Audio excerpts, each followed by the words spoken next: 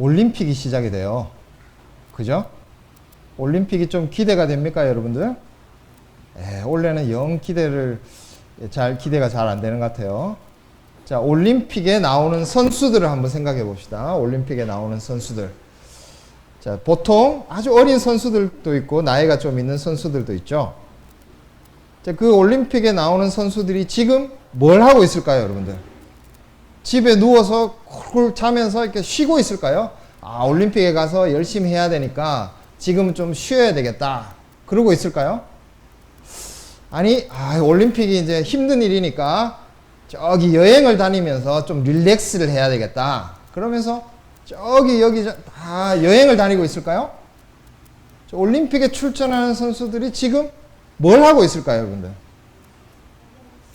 지금 열심히 연습하고 있겠죠. 그리고 지금뿐만 아니라 이 올림픽에 출전하기 위해서 어떻게 보면 아주 어릴 때부터 계속 그 종목의 연습을 계속 해왔겠죠. 아주 어릴 때부터. 자, 근데 이 선수가 초등학교 6학년이 됐는데, 초등학교 6학년 정도에서 너무 힘들어요, 이 연습이. 정말 이 세상에 이 운동이라는 거 없어졌으면 좋겠어. 정말 이 운동 같은 거 사라졌으면 좋겠어. 그러면서 그 운동을 초등학교 6학년 때 그만뒀다면 그 선수가 지금 올림픽에 출전할 수 있을까요? 힘들겠죠? 왜? 6학년 이후로는 그 다음에는 이 운동을 연습을 하지 않았기 때문에. 그죠? 자, 여러분들이 이 세상에서 제일 하기 싫은 것 중에 하나가 뭐예요? 이 세상에서 없어졌으면 좋겠다 싶은 거. 아직 어린 애들이 있어서 잘 모르겠지만, 좀 여러분들보다 조금 나이가 많은 형들이나 누나들 보면은, 공부란 게 이 세상에서 없어졌으면 좋겠다. 난 정말 공부하기 싫어. 공부를 만약에 여러분들 하다가, 여러분들 나이에서 공부를 멈췄어. 그 다음부터는 공부라는 게 꼭 학교에서 하는 공부만 있는 건 아닌데, 어쨌든 그 다음부터 여러분들이 공부를 더 이상 하지 않았다고 생각을 해보세요. 그리고 여러분이 한 30살이 되었어요. 그러면 여러분들이 어떻게 될까요? 그죠? 자, 그래서 지금은 힘들지만, 지금은 어렵지만, 여러분들이 열심히 훈련하고 연습해야 되는 게 있어요. 배워야 되는 게 있어요. 이제 그것을 하나씩 힘든 과정을 거쳐야 여러분들 공부를 하는 이유가, 시험을 잘 치기 위해서, 또 시험 잘 쳐서 부모님을 기쁘시게 하기 위해서, 또 시험 잘 쳐서 남들한테 자랑하기 위해서, 그런 게 아니라 여러분들 배우는 것을 통해서 여러분들이 하나님께서 맡겨주신 일을 그때 가서 잘 감당하기 위해서 지금 힘들지만 그걸 여러분들이 하나하나씩 배우는 거잖아요. 자, 그걸 안 하면은 정작 하나님께서 여러분들에게 이 일을 내가 맡겨서 이걸 통해서 하나님 일을 하게 하고 싶다. 이런 순간에 여러분들이 그 일을 못 하게 되는 거예요. 자, 그래서 우리에게는 항상 어떤 순간이 있냐 하면 힘들고 어렵지만 그 일을 훈련하고 그걸 배워서 점점 더 앞으로 이렇게 더 그 일을 잘 할 수 있도록 전진해 가는 것이 필요해요. 자, 근데 신앙적으로도 그런 게 있어야 돼요. 신앙적으로도. 자, 여러분들이 지금 어리기 때문에 어린 사람들은 별로 신앙이 없어도 돼. 그렇게 생각하시면 안 돼. 지금부터 신앙에 있어서도 여러분들이 조금씩 훈련을 해야 돼요. 그리고 배워야 돼. 근데 그것을 통해서 어디로 나가야 되느냐 하면, 하나님께서 여러분들에게 맡겨주신 일을 잘 감당할 수 있는 데까지 계속 전진을 해야 돼. 나는 여기까지 왔으니까 됐어. 그렇게 끝나는 것이 아니라 신앙적으로도 여러분들이 계속해서 하나님께서 주신 다음 발걸음을 위해서 나가야 되는 것입니다. 자, 오늘 하나님께서 그런 과정을 보여주시고 우리에게 어떤 사명을 맡겨주실 건데, 그걸 말씀을 통해서 같이 듣고 여러분들도 이제 더 자라서 이런 사명을 감당할 수 있는 사람이 돼야 되는 거죠. 자, 계속해서 말씀을 들읍시다. 기도하겠습니다. 하늘에 계신 우리 아버지 하나님, 하나님께서는 하나님 백성들에게 말씀을 주셔서 또 그 말씀을 이루어가는 주의 백성을 만들어가기를 원하십니다. 이 시간에도 하나님께서 우리에게 주신 그 말씀이 우리를 전진하게 하시고 하나님의 자리에 이를 수 있도록 주님께서 인도하여 주시옵소서. 예수님 이름으로 기도합니다. 아멘.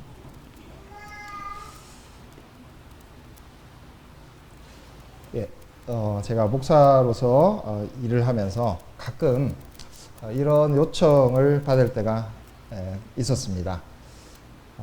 이제 곧 임종을 앞두고 있는, 그리고 또 의식이 점점 약해지고 있는 정말 그런 분들을 아버지나 혹은 친구나 이렇게 두고 있는 분들이, 목사님 아직 이분이 복음을 확신하고 있는지 예수님을 확실히 믿는지 잘 모르겠습니다. 지금 오셔가지고 마지막 순간이지만 이분에게 마지막으로 복음을 전해주시고 이분이 내가 그것을 믿습니다, 그런 고백을 좀 할 수 있도록 병원에 오셔서 혹은 집에 오셔서 복음을 좀 전해주십시오. 마지막 순간이고 때로는 의식이 없기도 하지만 그런 순간에 가서 복음을 전하고 또 그분에게 어떤 이것을 믿는지 그렇게 질문을 하는 때가 몇 번 있었습니다. 근데 반대로 이런 것들을 염두에 두고 하는 말인지 모르겠지만 저에게 이런 질문을 하신 분들도 있었습니다. 여러분들에겐 좀 우습게 들리실지 모르겠지만 그분은 상당히 진지하게 질문을 하신 건데, 내가 예수를 지금 믿고 있는데 아직 하고 싶은 일이 너무 많습니다. 그래서 지금은 잠시 예수 믿는 것을 좀 그만두고 계속 내가 하고 싶은 대로 살다가 죽기 직전에 그 예수님 믿고 내가 참 고백을 하고 그리고 천국에 가면 안 되겠습니까? 좀 농담처럼 들리지만 진짜 그런 거를 진지하게 물으시는 분들도 계세요. 만약에 여러분들에게 누가 이런 질문을 하신다면 여러분들 어떻게 대답을 하실까요? 제 머릿속에 떠오르는 대답은 이런 것들입니다. 만약 당신이 형제님께서 사랑하시는 분이 계시는데 그 사랑하시는 분하고 마지막 죽기 전에 하루 만나서 그렇게 잘 지내다가 그렇게 천국에 가시겠습니까? 그렇지 않고 더욱더 오래 그분과 같이 있고 싶지 않겠습니까? 이런 대답도 가능할 것 같고요. 아니면 형제님이 언제 죽으실지, 언제 하나님의 부르심을 받으실지 어떻게 형제님은 아실 수 있나요? 네, 이런 대답도 우리가 할 수 있을 것 같습니다. 우리가 신앙의 자리에 있을 때 보면 이런 질문을 아주 진지하게 하시는 분들이 많은데, 제가 이런 질문들을 받을 때마다 생각하는 것은 하나님과 우리의 어떤 관계를 너무 작게, 너무 좁게, 너무 하나님과 우리가 함께 걸어가는 것에 대해서 짧게 생각하는 그런 생각들이 우리 속에 참 많다는 것을 느끼게 됩니다. 어떻게 보면은 상당히 일리가 있어 보이는 질문이기도 하지만, 그러나 이 질문은 그냥 하나님과 우리 사이의 어떤 그 모든 일들을 죽기 전에 내가 예수님 믿습니다, 그 한마디 하는 것으로 그렇게 좁혀놓고 마치 그것을 하면 하나님과 우리 사이의 모든 어떤 관계성들의 모든 것이 이루어진 것처럼 그렇게 아주 작게 하나님과 우리의 만남을 만들어버리는 그런 질문이기도 합니다. 자, 어떻게 보면 우리가 하나님 안에서 살아갈 때 우리는 우리 스스로를 이렇게 가두어 놓을 때가 많은 것 같습니다. 자, 여기까지 왔으니까 자, 내가 어느 정도 하나님 안에 살아가고 하나님의 백성으로 살아가니까 뭐 이 정도면은 되지 않았을까라는 생각. 내가 그래도 교회를 다니고 있고 교회에 가서 뭐 이런 정도의 봉사의 일을 하고 있고 또 남들이 당신의 종교가 무엇입니까? 이렇게 물으면 기독교에 동그라미 칠 수 있는 사람? 그거보다 조금 더 나아가서 그래도 내가 참 살아가면서 별것 아닌 인간인데 하나님께서 나를 예수님의 그 십자가를 통해서 죄 용서를 해주셨구나. 그래서 나는 그 정도는 믿고 있는 사람. 뭐 이 정도면 되지 않았을까? 이런 생각 속에 우리 스스로를 가둘 때가 참 많지 않나라는 생각을 해봅니다. 구약 성경에 나와 있는 어떻게 보면 이 역사인데요. 역사의 이야기죠. 이 역사의 이야기는 신약 성경에서 예수님 안에서 살아가는 하나님의 백성들, 그런 하나님의 백성들에게 교훈이 될 만한 이 그림을 역사를 통해서 우리에게 가르쳐주고 있습니다. 하나님께서는 이스라엘 백성들을 출애굽 시키셨는데 만약 그 출애굽이 하나님이 목적하시는 것의 끝이었다고 한다면 홍해를 건너고 그냥 이스라엘 백성들은 해산해야 됐겠죠. 거기서 그냥 끝나는 것입니다. 자, 오늘 본문 말씀의 시작이 어떻게 되냐면 모세가 죽은 후에 이렇게 이 본문이 시작합니다. 자, 우리가 우리 스스로를 신앙 안에 가두는 것, 그 그림을 이스라엘 백성들에게 한번 적용해 본다고 한다면 야, 이제 모세가 죽었구나.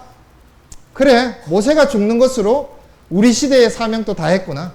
우리의 영적인 일도 나의 신앙적인 성장도 모세가 죽었기 때문에 우리도 그냥 여기에서 이제 주저앉아서 정착해서 살아야 되겠구나.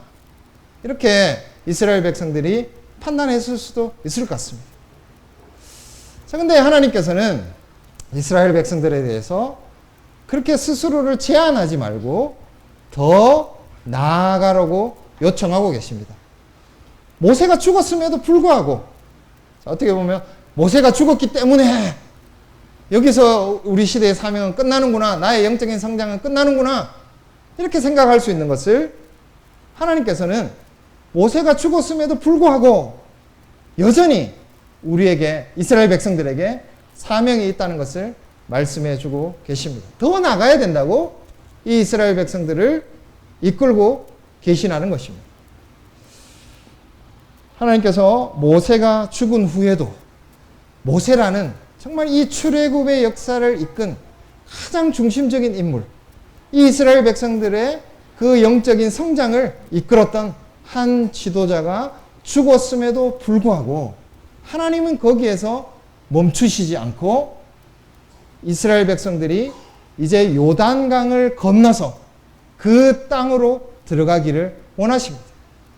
우리가 우리 스스로를 영적으로나 신앙적으로 제한하는 이유는 하나님께서 그리고 계신 그림, 하나님께서 인도하고 계신 것을 따라가기보다는 우리 스스로의 모습을 보면서 그 정도에서 멈출 때가 많다는 것입니다.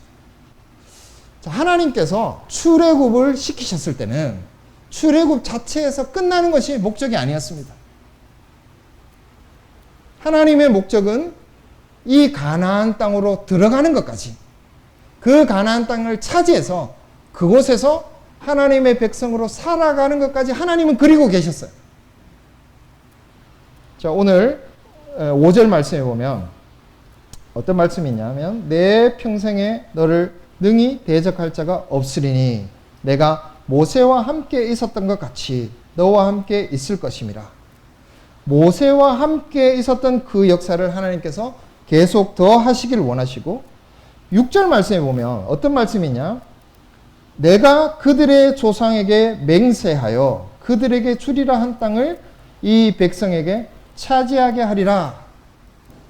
자, 이 말씀에 보면 내가 그들의 조상에게 맹세하여 그들에게 주리라 한 땅이라고 되어 있습니다. 자, 이 말씀은 창세기 12장 7절 말씀에 하나님께서 이미 약속하신 것을 그려주고 있습니다. 창세기 12장 7절 말씀에 보면 다 같이 한번 찾아보겠습니다.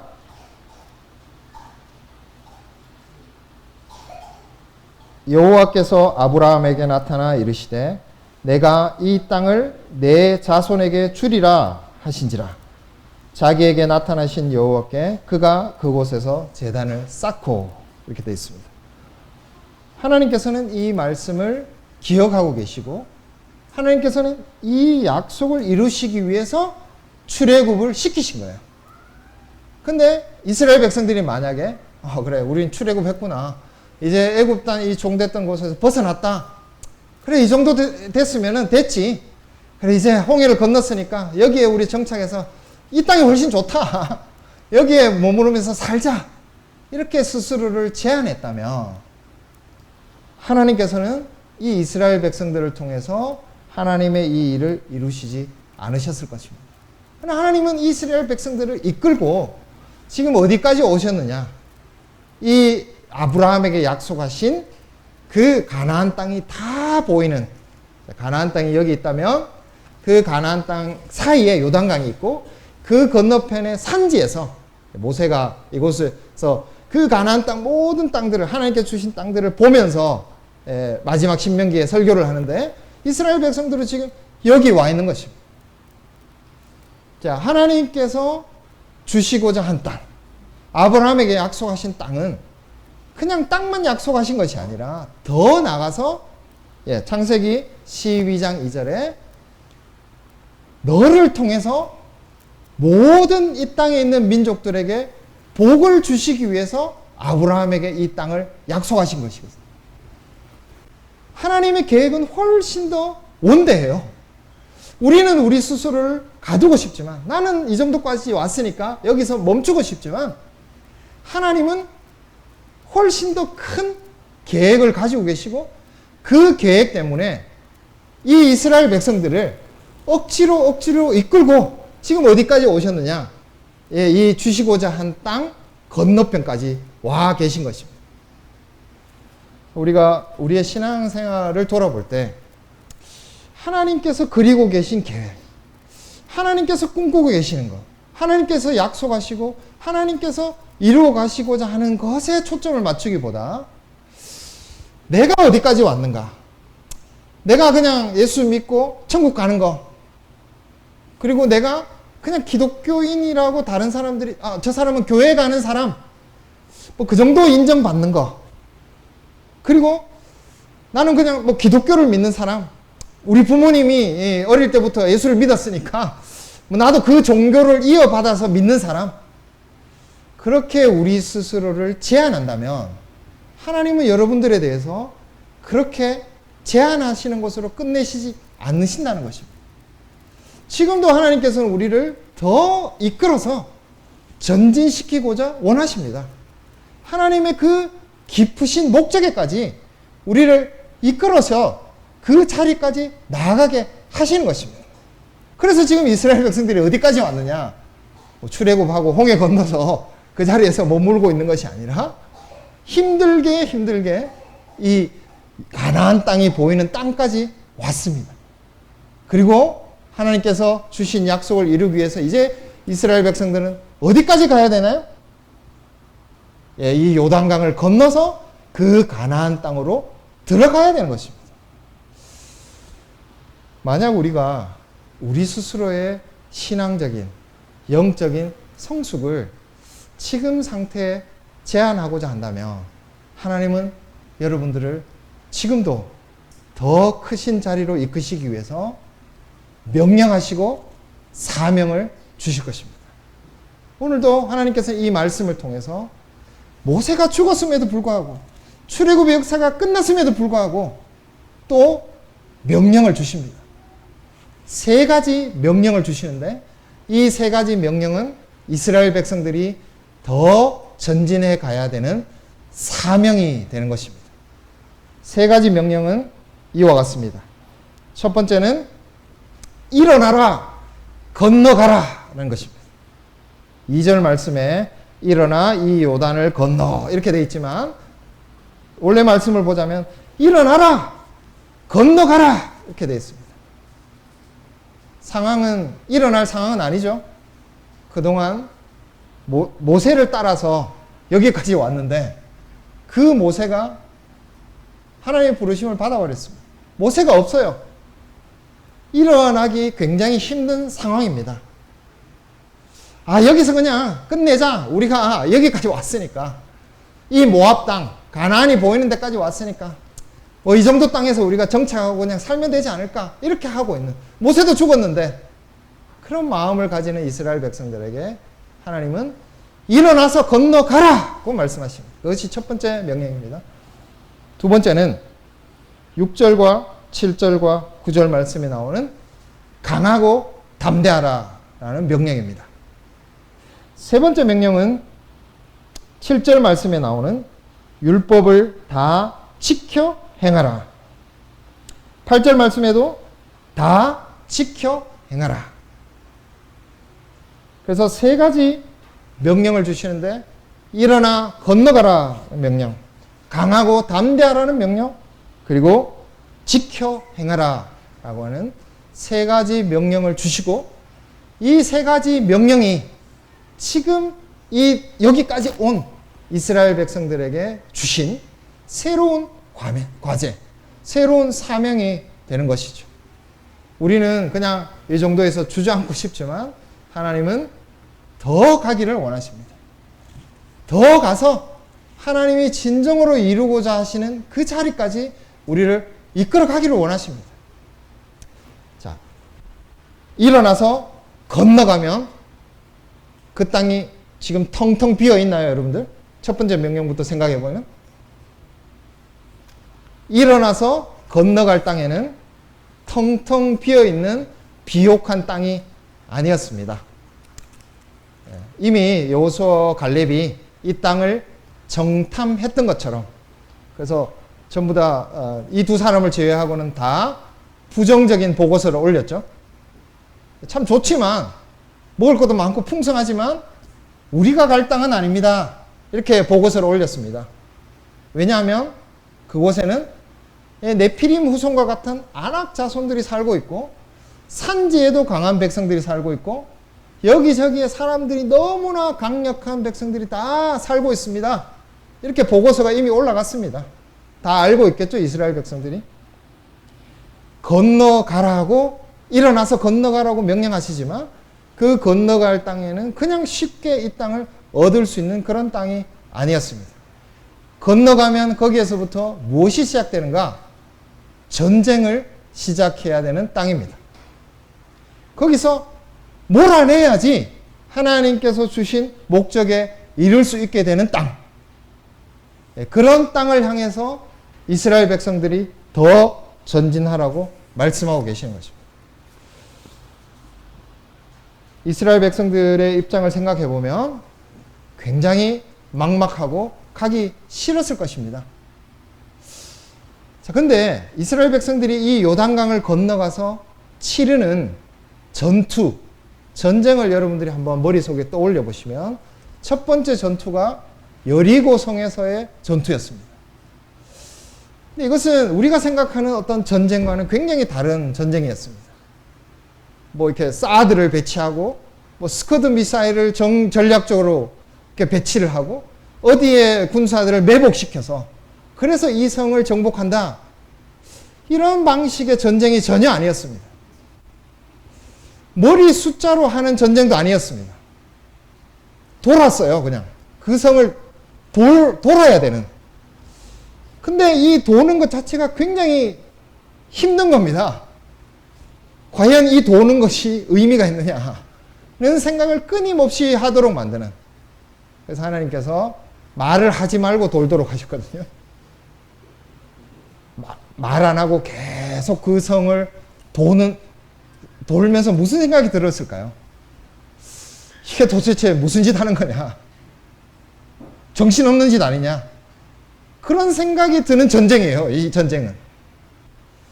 자, 그 다음 전쟁이 뭐냐 하면, 전투가 뭐냐 하면 아이성이라는 곳을 공략하는 전쟁인데, 아이라는 곳은 훨씬 작은 곳이었습니다.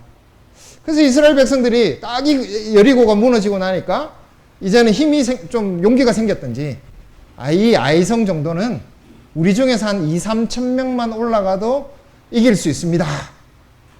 이렇게 해서 이 아이성을 공략을 하거든요. 쉽게 이길 수 있었을 것 같은 이 아이성에서는 너무나 쉽게 무너졌습니다. 굉장히 작은 여리고성은 이중성벽으로 아주 강력하게 세워진 그 여리고성은 하나님의 굉장히 독특한 방식으로 무너졌다고 한다면 힘을 다해서 싸운 굉장히 작은 이 아이성은 오히려 점령하지 못하고 거기서 패하고 말았습니다. 자, 이게 이스라엘 백성들이 여리고를 건너가서 치르게 될 전투의 성격이었습니다. 하나님께서는 왜 이런 독특한 경험을 하게 해주셨을까요? 지금 우리가 어깨에 힘 꽉 주고 어떻게 해서 건너가서 안악자손과 같은 사람들, 저 사람들하고 힘차게 싸워서 한번 이겨봐야 되겠다. 이게 아니라 하나님은 굉장히 허탈한 전투를 경험하게 하십니다. 사람이 생각하는 그런 방식으로는 진행되지 않는 전투. 그런 경험을 이스라엘 백성들로 하게 해 주십니다. 이 과정을 통해서 하나님께서는 그들을 훈련시킵니다. 자, 일어나 건너가는 그곳에서 기다리고 있는 것이 무엇이냐? 그것은 하나님의 훈련이었습니다. 근데 그 훈련을 통해서 무엇을 얻기를 원하셨느냐? 하나님께서는 이 이스라엘 백성들이 가나안 땅에서 어떻게 살아야 하는 것을 깨닫기를 원하셨습니다. 이 가나안 땅은 아까도 말씀드렸듯이 강력한 사람들이 살고 있었던 땅입니다. 자, 그리고 이 사람들은 철기문, 철병거를 가지고 전쟁을 했던 사람들입니다. 자, 광야에서 만나만 먹던 그것만 그냥 매일매일 살아가던 이스라엘 백성들이 이렇게 정착하고 문명을 이루고 강력한 사람들을 만났을 때 가질 수 있는 감정이 두 가지였을 것입니다. 첫 번째는 두려움이었겠죠.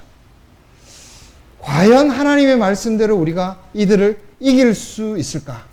이들을 여기에서 내몰아서 하나님께서 분배하시고자 하는 그 땅을 우리가 확보할 수 있을까? 굉장히 두려웠을 것 같습니다. 근데 반면에 두려움 반면에 뭐가 있었느냐? 부러움이 있을 수도 있습니다. 우리도 저렇게 살면 참 좋겠다. 우리도 저 사람들처럼 저런 문화를 누리고 저 사람들처럼 저런 풍요로움을 누리면 얼마나 좋을까라는 마음. 그냥 들어갔으면 그냥 그 자리에 들어가서 웰컴 이스라엘 백성들 우리와 같이 살자. 만약에 이렇게 했으면 이스라엘 백성들은 부러움 아니면 두려움 때문에 그 가나안 땅에서 그냥 넘어지고 말았을 것입니다. 근데 하나님께서는 전투를 하게 하셨거든요. 싸우게 하셨거든요. 그들과 맞닥뜨려서 뭔가 이 싸움을 해야 이 땅에서 이들을 몰아낼 수 있는데 그 싸움의 방식이 뭐냐? 굉장히 허탈한 전투의 방식입니다. 그것은 하나님만을 의지해야 이 전투에 이길 수 있다는 그런 전투의 방식을 이스라엘 백성들에게 주신 것이에요. 그 가나안에 살고 있는 그 사람들의 힘이나 문명이나 문화나 그 사람들이 가지고 있는 장대함, 그런 것을 부러워하거나 그런 것을 두려워하지 말아야 된다는, 거기에 휩쓸려 들어가서 부러움과 두려움을 가지고 살아가는 것이 아니라 맞서서 싸움을 통해서, 그것도 오직 하나님만을 의지해서 그들과 싸워야 하는 것을 통해서 너희들은 하나님께서 주신 사명을 이룰 수 있다. 그런 교훈을 하나님께서 이 전쟁을 통해서 주시는 것입니다. 그래서 이 전쟁이라는 방식을 어쩔 수 없이 치를 수밖에 없게 된 것입니다. 우리가 영적으로 이 세상에서 전진해 나갈 때, 일어나서 건너갔을 때 그 땅은 그렇게 쉬운 땅이 아닙니다. 우리가 하나님의 사명을 받아서, 명령을 받아서 사명을 수행해야 되는 그 장소는 전쟁이 있는 곳입니다. 싸워야 되는 것입니다. 긴장해야 되는 것입니다. 어떻게 하면 이 전투에 이길 수 있을까 고민해야 되는 것입니다. 왜냐하면 그곳에는 굉장히 강력한 것들이 많기 때문입니다. 우리를 주눅들게 만드는, 두려움을 가질 수밖에 없는 많은 것들이 존재하는 곳에서 우리는 싸우고 사명을 감당해야 되는 것입니다. 반대로 우리의 마음속에 그런 것들을 부러워하는 세상 속에서 우리는 하나님의 사명을 감당해야 합니다. 그것이 있으면 참 좋겠다. 저 길을 따라가면은 나도 괜찮겠네. 이런 생각을 부러움을 만들어내는 그런 것들 속에서 우리는 사명을 감당해야 합니다. 그런 것들 없이 오직 하나님만을 따라 살아야 하는 하나님의 백성의 정체성을 확보해야 되는 것입니다. 자, 그래서 하나님께서 일어나 건너가라 이렇게 하셨을 때 그냥 발로 그래 일어나자, 강을 건너가자, 그런 명령이 아니라 그곳에서 싸우면서 네가 누구인지, 네가 어떤 삶을 살아야 하는지, 그리고 그 세상과 어떻게 맞서야 하는지를 하나님께서 깨닫도록 해주시는 사명의 자리로 인도하셨던 것입니다. 그 다음에 주어지는 명령은 7절과 8절 말씀에 주어지는 지켜 행하라는 말씀입니다. 이제까지는 맞서는 것이었습니다. 저들에게 빨려 들어가면 되지 않는다. 저들을 부러워하면 안 된다. 저들을 두려워해서는 안 된다. 그게 하나님께서 주신 사명이었다고 한다면 그것으로 끝이 아니라 이스라엘 백성들은 반대로 이제 적극적으로 행해야 되는 백성이 되어야 됩니다. 무엇을? 모세를 통해서 주신 율법. 7절 말씀에 보면 모세가 내게 명령한 그 율법. 8절 말씀에 보면 이 율법책을, 그리고 그 안에 기록된 대로, 이렇게 3번이나 하나님께서 강조해 주시면서 너희가 이제 그냥 단지 들어가서 전쟁을 하면서 거기에서 땅을 확보하는 것뿐만 아니라 더 나아가서 율법을 지키면서 사는 백성이 되어야 된다는 사명을 주십니다. 이건 아까 이야기했던 사명과 또 다른 사명이죠. 아까는 싸우고 부러워하지 말고 두려워하지 말고 나아가는 사명이었다고 한다면 이 사명은 우리가 적극적으로 이루어야 되는, 지켜야 되고 행해야 되는 사명입니다. 하나님의 백성으로서 우리가 마땅히 이것을 행해야 우리의 모습이 드러나는, 하나님께서 모세에게 주신 그 율법을 그것도 다 지켜 행하도록 명령을 주십니다. 8절의 말씀에 보면 이 율법책을 내 입에서 떠나지 말게 하며 주야로 그것을 묵상하라고 말씀하십니다. 자, 이것은 내 입에서 떠나지 말라. 문자 그대로입니다. 계속해서 너의 입에서 이 율법의 말씀이 계속해서 나오도록 하라는 말씀이죠. 그것을 주야로 묵상하라. 말씀은 그 말씀이 우리의 머릿속에서 떠나지 않도록 말로만 하고 있는 것이 아니라 우리의 생각과 마음과 우리의 전 존재에서 떠나지 않도록 그 말씀이 너를 다 장악하도록 그렇게 그 말씀, 율법 말씀을 너가 지켜야 된다는 것입니다. 하나님께서 이 명령을 통해서 아까 그냥 전쟁하고 싸우는 사명에서 나아가서 이 백성이 이 땅에서 진정으로 하나님의 백성이 되는, 율법을 다 지켜 행할 수 있는 그런 백성으로 나아가도록 이 두 번째 명령을 주고 계시는 것입니다. 하나님께서 이 명령을 주셨을 때 그때 이 명령과 함께 주신 3번의 강한 또 다른 명령이 있습니다. 강하고 담대하라는 명령입니다. 6절 말씀에는 그냥 강하고 담대하라 이렇게 되어 있습니다. 7절 말씀에는 그걸 더 강하고 담대하라를 더 강하게 오직 강하고 극히 담대하라 그리고 9절 말씀에 보면 내가 너에게 명령한 것이 아니라 강하고 담대하라. 이거는 이제 하나님께서 직접 내가 명령하고 있다. 이걸 또 덧붙여서 이렇게 점점 더 강하게 강하고 담대하라는 것을 말씀하고 계십니다. 우리가 일상적인 삶을 살아갈 때는 하나님 앞에서는 약합니다. 부족합니다. 그렇게 말해야 되겠죠. 그러나 사명을 수행할 때는 하나님께서 강하고 담대하라고 말씀하십니다. 이것은 명령입니다. 두려워하지 말고 주눅들지 말고 사명을 수행할 때는 너는 반드시 강하고 담대해야 된다. 그것을 말씀하고 계십니다. 그래서 6절 말씀에서는 이 강하고 담대하라는 명령을 땅을 차지하라는 명령과 연결시켜 놨습니다. 8절 말씀에서는 7절과 8절 말씀에서는 율법을 지킬 때 강하고 담대하라고 그렇게 말씀하십니다. 하나님께서 일어나 건너가라고 하시는 이 사명, 그리고 율법책을 행하고 지켜 행하라는 이 사명, 그것을 행할 때 흐지부지 연약하게 그렇게 나아가는 것이 아니라 강하고 담대하게 하라는 것입니다. 이 순간만큼은 하나님을 의지하고 강하고 담대하게. 무엇을 위해서 강하고 담대해야 되느냐? 다른 사람을 억압하기 위해서, 내가 힘세다는 것을 드러내기 위해서, 그게 아니라 하나님의 사명을 감당하기 위해서 강하고 담대하라는 것입니다. 그리고 하나님께서는 이 강하고 담대한 것을 내가 너에게 명령했다.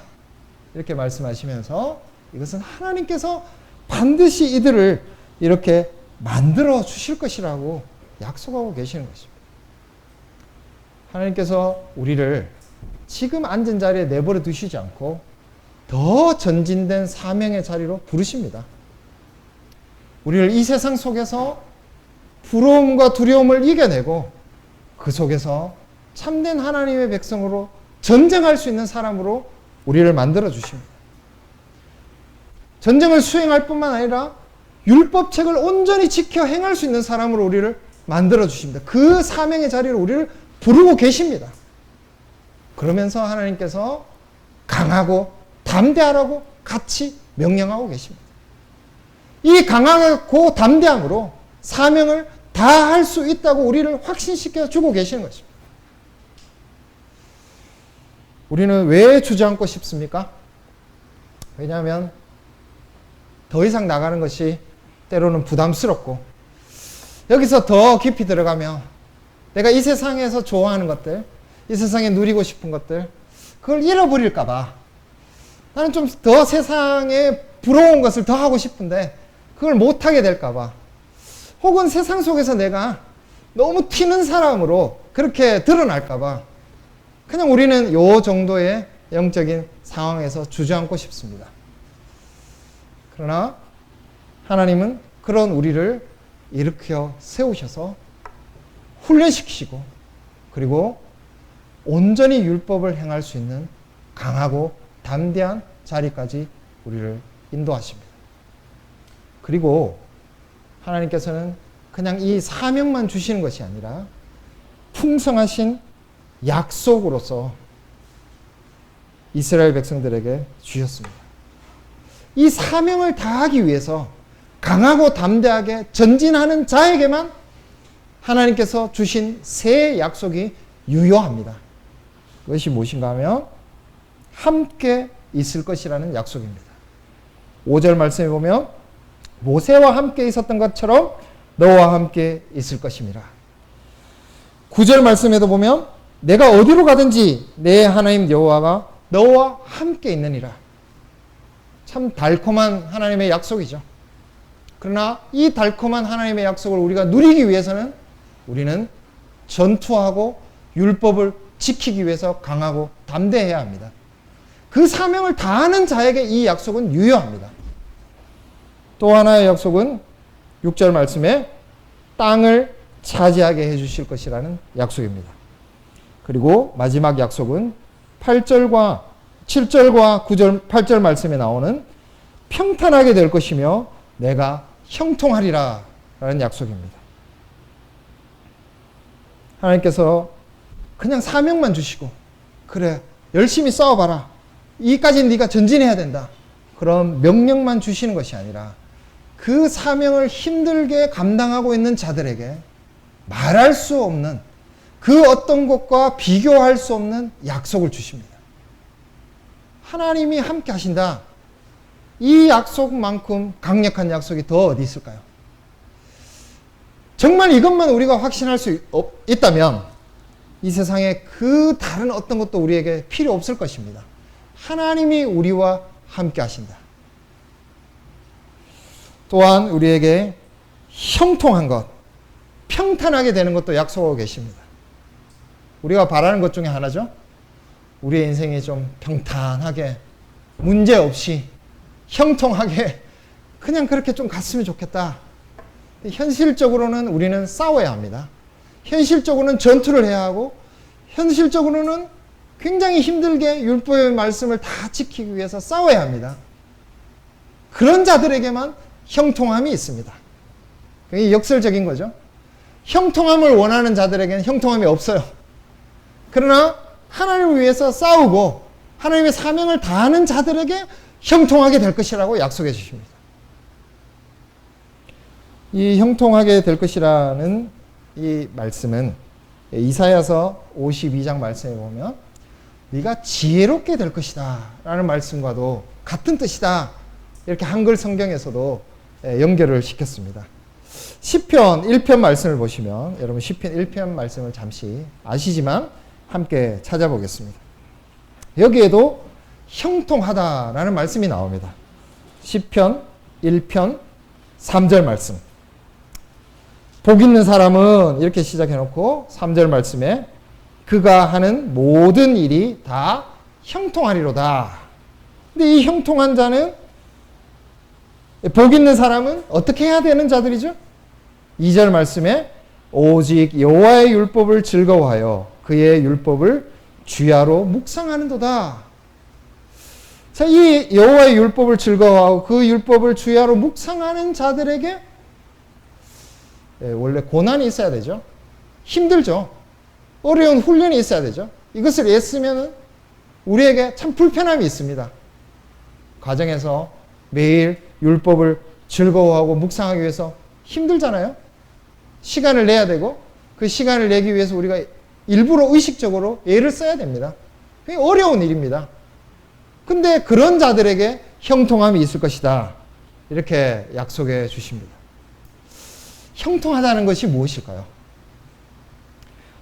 시편 말씀을 우리는 지혜서에 속하는 말씀이다, 그렇게 알고 있습니다. 시편 말씀은 우리에게 참된 지혜를 가르쳐 준다는 것이죠. 지혜로운 자에게 형통함이 있습니다. 여러분들에게 다가오는 수많은 사건들이 있습니다. 어려움이 있죠. 인간관계의 어려움, 직장과 학교에서 부딪히는 수많은 일들이 있습니다. 그냥 표면적인 형통함을 원하는 사람들은 이런 거를 원하는 거죠. 그래, 그런 관계에서 불편한 그런 거 없고, 그리고 내가 학교에서 어떤 애와 부딪히는 그런 일도 없고, 아무런 장애도 없이, 아무 문제 없이, 전혀 문제 생기지 않고 매일매일 그냥 아무 일 없이 걸어갔으면 좋겠다. 이게 표면적인 형통함을 원하는 사람들의 형통함입니다. 근데 하나님께서 약속하시는 형통함은 그런 형통함이 아니에요. 전투가 있는 형통함이에요. 힘쓰고 씨름하고 사명을 이루는 가운데서 이루어지는 형통함이에요.